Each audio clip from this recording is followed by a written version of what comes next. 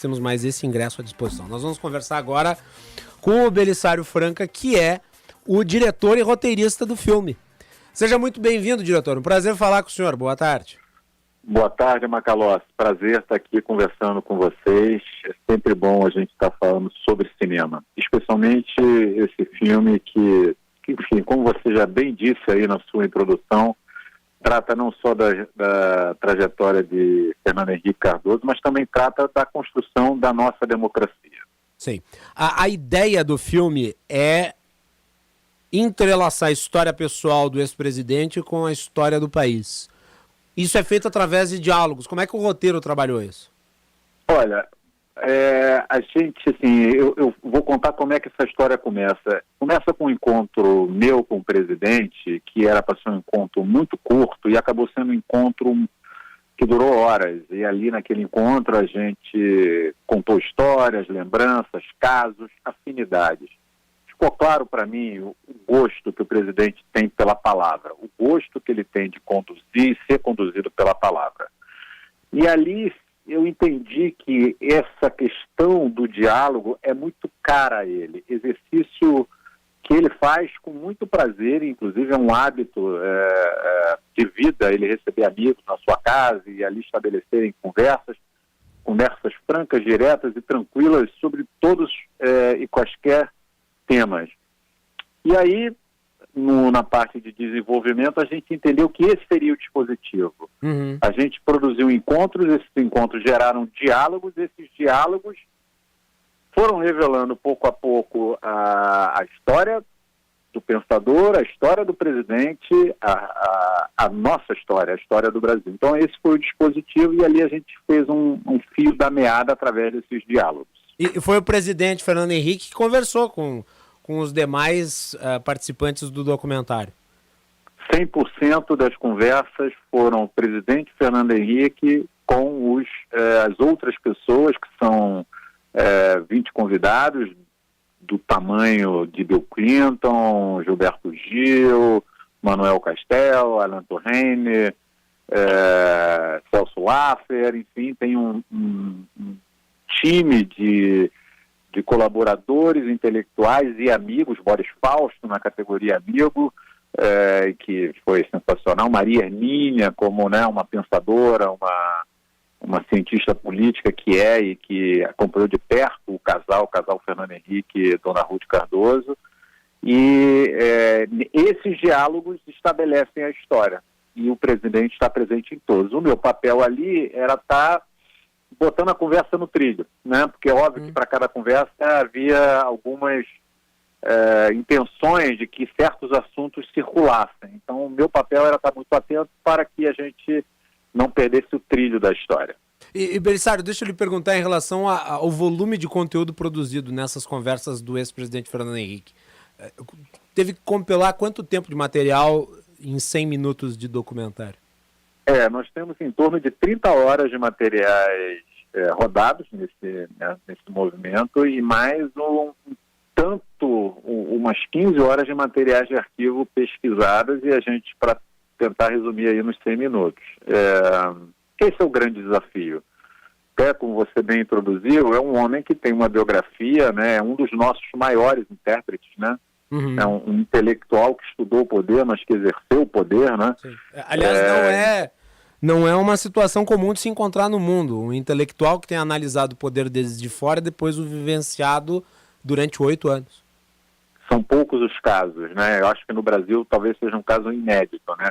Com esta dimensão, com esse grau de desempenho, né? Ou seja, um intelectual que já começa senador, né? O seu primeiro cargo político já é senador, de lá vai a ministro das Relações Exteriores, depois ministro da Fazenda, para logo depois ter os 8 anos de presidente. Então, não é comum, né? Então, é uma trajetória, um pouco fora da curva, definitivamente, né? Porque também, como intelectual, tem um desempenho notável, né? E respeito, né? Respeito dos pares no mundo todo. Então, não foi fácil fazer esse resumo dessa vida, mas eu acho que a gente conta essa história. E eu queria só contar uma observação. A equipe que trabalhou no nosso projeto era uma equipe toda menos 35 anos. Gente que nasceu na tranquilidade institucional brasileira e que vive hoje um pouco assustada com as mudanças que estão acontecendo. Eles ficaram encantados com conhecer essa história, os personagens estavam sendo debatidos, terem uma perspectiva ali nos bastidores de que, na verdade, o pensamento político não é sobre a fake news do dia ou sobre é uma coisa muito mais estruturante. Então, eu diria que esse filme ele pode conversar com uma geração que não conhece essa história, porque é como se a democracia, da redemocratização para cá, fosse uma garantia, estivesse garantia, e não está. O filme mostra que houveram idas e vindas, lutas na sempre periclitante democracia brasileira. Sim.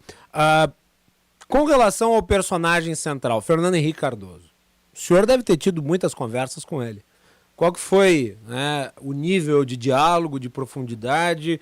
Qual que foi a orientação que o senhor tentou passar ao ex-presidente para que a obra fluísse e o senhor chegasse, do ponto de vista artístico, a desenhar algo que tivesse começo, meio e fim? Olha, principalmente... É difícil orientar um ex-presidente a falar o que você quer que ele fale, não especificamente as frases, nem a linha, mas que ele alcance os pontos que você acha que são fundamentais para o documentário se estruturar. Olha, veja bem, primeiro que um político de alto desempenho, o Fernando Henrique é um político de alto desempenho, ele está muito acostumado a conversar, a debater, a expor, né, por todo o trato que ele teve como professor intelectual e depois como político, ele tem esse treinamento, vamos chamar assim, e essa habilidade muito desenvolvida. O que nós fizemos? Nós criamos um ambiente extremamente familiar a ele, ou seja, o projeto foi rodado na Fundação Fernando Henrique Cardoso, o lugar onde ele recebe pessoas, amigos intelectuais. O dispositivo fílmico era ele olhando de frente para essa pessoa, é como se estivessem conversando na sala da sua casa. No caso, era ali naquele local. E todo o equipamento, toda a parte de filmagem, muito pouco intrusiva, discretíssima, distante. Estávamos falando também da pandemia, foi tudo rodado na pandemia, né? De maneira que eu já estava preparado com a pauta, com o conteúdo, eu ia estimulando essa conversa, ela girava em torno de temas que eu colocava para a dupla, né, Fernando Henrique mais um, de maneira que o presidente, ele pôde ficar de uma forma, eu diria até desarmada, né? A gente está muito acostumado a ver um político, é muito difícil a gente ver como é de fato um político, né? Quem é de fato aquela pessoa. E eu acho que a gente alcança nesse documentário a pessoa Fernando Henrique. O homem Fernando Henrique está ali, o jeito dele com os amigos, o jeito dele com outros intelectuais. Você vê claramente que ele tem ali uma verdade naquele jeito de ser e não é aquela fachada que normalmente a gente encontra em outros políticos. Então, muitos acusam Fernando Henrique Cardoso de ser um homem vaidoso. Aliás, ele vive se defendendo desse rótulo. Ele se defende de dois rótulos, de ser neoliberal, o que ele nunca foi, e de ser vaidoso. Eu pergunto, nas suas impressões, nos seus diálogos com esse presidente, o senhor sentiu um homem vaidoso? Olha, se a gente for pensar que esse homem escreveu, você citou alguns livros, né? Sim. Foram quase mais de 2 dezenas de livros, não sei quantos prêmios como intelectual, não sei quantos 30 e tantos títulos honoris causa, a carreira política que teve. É difícil você manter o salto baixo. Mas ele, por outro lado, como ele tem um treino intelectual, e como sociólogo, e ele fala isso com muita clareza no filme também, mostra isso lá nas conversas, e tem sempre uma curiosidade por quem está falando, por quem está na frente dele. É uma escuta ativa. Então, assim, sim e não, é o que eu posso te dizer. Sim, tem, porque, de novo, tem um alto desempenho como intelectual e como presidente, não é pouca coisa, né? E, ao mesmo tempo, está interessado no outro, né? Eu estive, uma semana antes do lançamento, eu estive apresentando o filme para ele, só para ele. E a coisa que ele me falou lá depois do filme, adorou, fez bons comentários, aí ele falou, poxa, a coisa que ele mais sente falta é de não estar podendo dar aula, porque com a pandemia e tal, ele tinha toda uma rotina de dar palestras e aulas, ou seja, ter um contato com especialmente jovens, que é uma coisa que para ele é caro isso, ou seja, de novo, esse lado da vaidade, eu diria até que é uma característica que a mim não me incomodou em nenhum momento, entendeu? Mas por conta desse desempenho que eu estou relatando aqui para você. Por favor. Não, só quanto à questão do neoliberal, eu acho que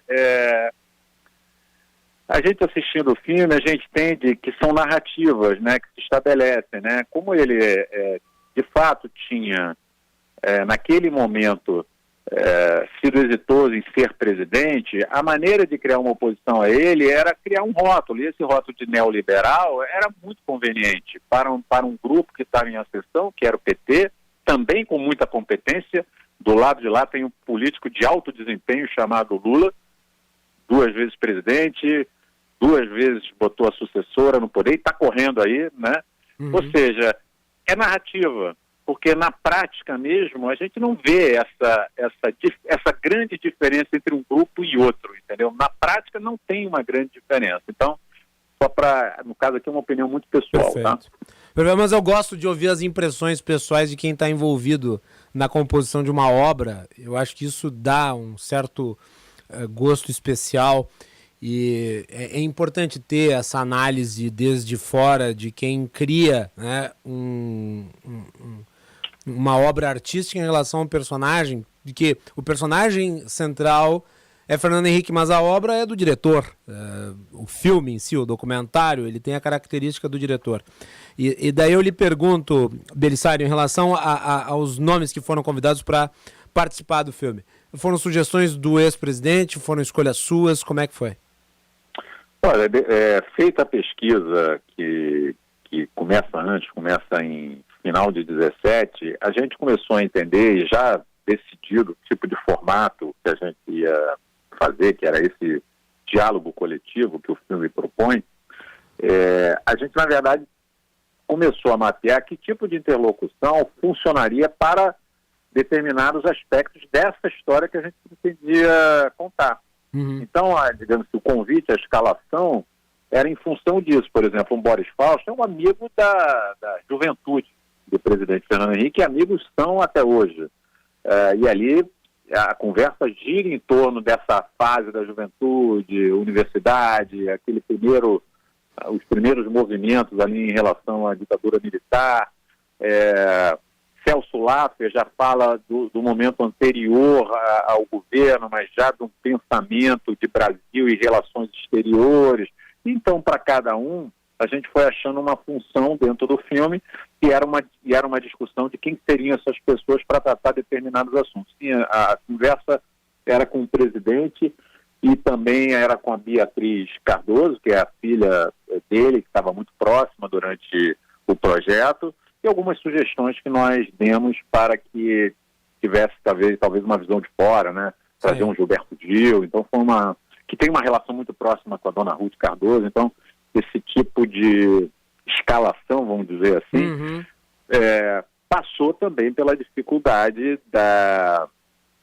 do Covid, né? Que nós fizemos essa gravação, não tinha nem vacina ainda, né? Então foi complexo. Tem um nome que foi mencionado aqui durante essa entrevista, mas que não está entre os que conversam com o ex-presidente Fernando Henrique, que é um personagem muito importante na história do Fernando Henrique Cardoso, que é o ex-presidente Lula, com quem Fernando Henrique teve relação de amizade, foram muito próximos.